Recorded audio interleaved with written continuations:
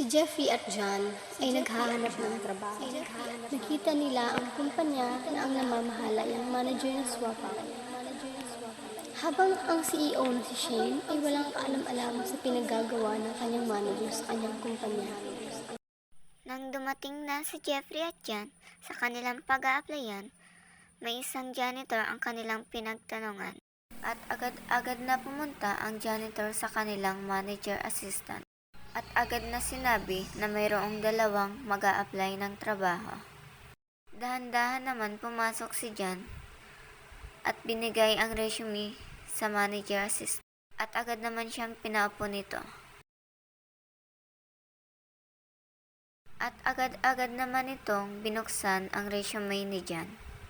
Ilang oras ang nakalipas, tumayo na si John at umalis. Ilang oras ang nakalipas, sumunod na pumasok ay si Jeffrey. Ibinigay niya ang resume sa assistant manager at agad-agad naman itong tiningnan. Hindi kalaunan, mabilis na umalis si Jeffrey. Abalang-abala naman ang janitor sa paglilinis. Habang ang assistant naman na si Jay, binigay ang dalawang resume sa kanilang bad boss. At parang mainit na naman ang ulo ng kanilang boss. Agad niyang tinawag ang kanyang sekretary.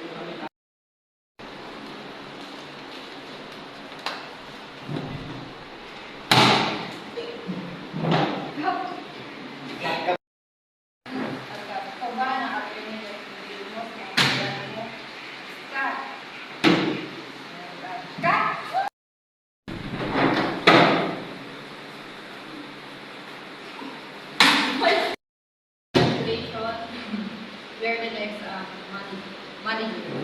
Okay. Congratulations. Where the next manager. Wala yung pag-asa. Pabasa ka na. Oh.